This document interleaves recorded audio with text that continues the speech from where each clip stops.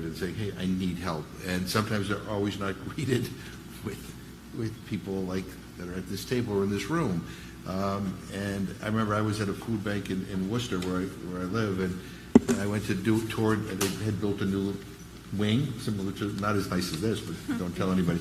And I got out of my car to go and to tour the place, and there was a gentleman sitting in a car next to where I got out. He looked at me, I looked at him, and I nodded, and he nodded, and I went in, I did my tour, I came back out, and he was still there.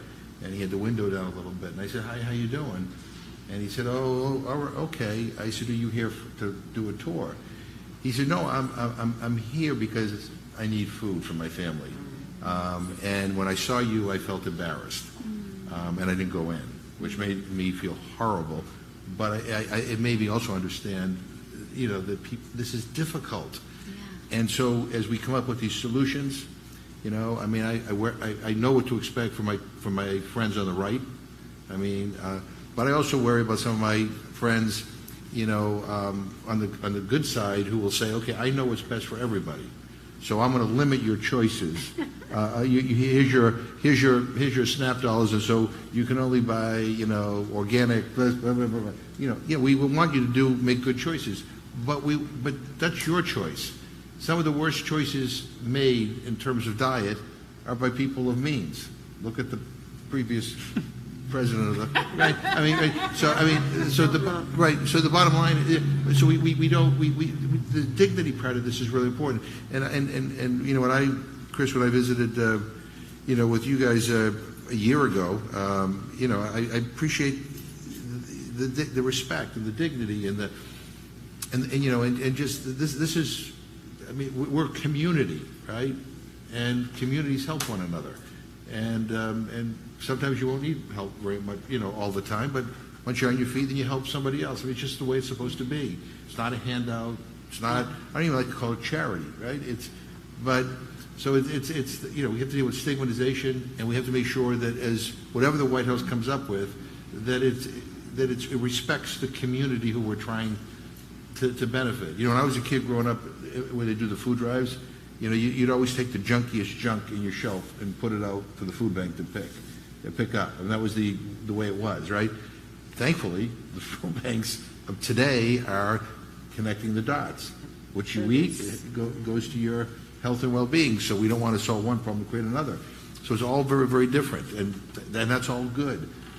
But I want to just say about you, though, because I've been to your district, I've seen your interaction with your constituents, whether it was at a child care center or some other service into the community. And while I talked about him globally and nationally in the Congress, he practiced what he preaches back home and listens to his constituents, and that's why he's become the champion that he is on these issues in the manner in which he has. He's revered in the Congress, he's respected back home, and he's acknowledged as a leader not only in our country but in the world. Thank you, Mr. Chairman. Well, you're nice to say that, but let's be very clear about one thing. She's Speaker of the House, right? And nothing happened. We wouldn't even have. We tried when President Obama was president to get this up and running, right? And and I love President Obama, loved all the people, and we had some interesting conversations. But the idea of tackling this head on, we just couldn't get the movement that we needed. And then we had 4 years of which we're going to forget about, which we're not going to, we tried, and we worked it. It wasn't until the Speaker picked up the phone and said, "Look, you got to do this. This is important. It's unacceptable that 40 million people are hungry in this country. And by the way, we have people in our community who are doing great work that if we could expand it or be wind at their back, we could solve this problem. So get with it." And so now the issue is we have to they're doing it, they're listening. We have to make sure that there's an expectation that we expect big things from them, and that this is not a one-and-done deal, that it's not a press conference, that there's consultation at the local level, because to be honest with you, San Francisco is different from Worcester, is different from Mitchell, South Dakota, right? That's the other thing. I got to be honest with you, our benefit program, one glove fits all. You live in Mitchell, South Dakota, your cost of living is X. You live in San Francisco, or you live in Boston or Manhattan, and you're still, you adhere to the same criteria for SNAP benefits, everything else. I mean, it doesn't make any sense, right? So we got to, a lot of this stuff has to be, we have to think out of the box, and that's what this is going to be about. So we really need we need to stay in touch with you. We need to be part of this, and again, some of the, and please thank Aisha for her testimony before the Rules Committee. I'm going to tell you two things. One is it was very powerful because of what you're doing, and it's also, and this is, sometimes it takes people who are well known to take a microphone and say, hey, let's do something. Yeah. It helps. And Congress is a place where, it doesn't matter why you're famous. They gravitate to you, like, I mean, they people want to be associated with, but people using their status and their, to be able to advocate, for people who really don't have a voice. If I just may follow up on that, Mr. Chairman, and thank the Currys for bringing their celebrity. We're all in the attraction business. We think we are. They are. And we can only attract so much attention to an idea. They can magically do so.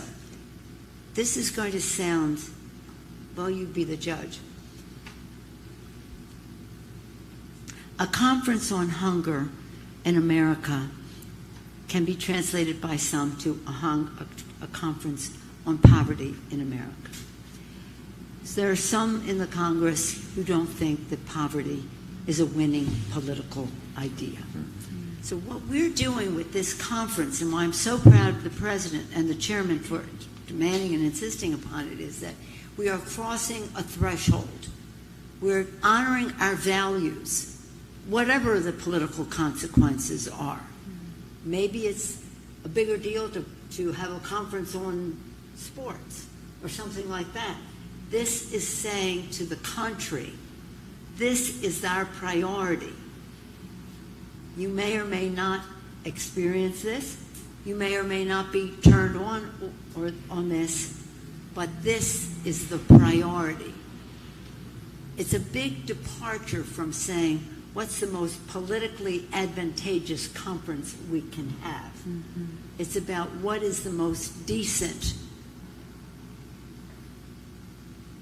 godlike, doing the Lord's work conference we can have, whatever the political consequences, but with the results that are with the results that we need for the people. So that's why your participation, your input going into it, your implementation of coming out of it is so really important, because this is a transition for us, for our country, to be saying this is of the highest priority to America, regardless of the politics. So thank you for what you do. Great. Speaker Pelosi, Chair McGovern, all of our panelists, this is a clear clarion call that food is everything and it is a human right. We're going to take this message straight to the White House, because we will take this moonshot that it is not acceptable to manage hunger. We must end it. Thank you all so much. I thank San Francisco Marin Food Bank.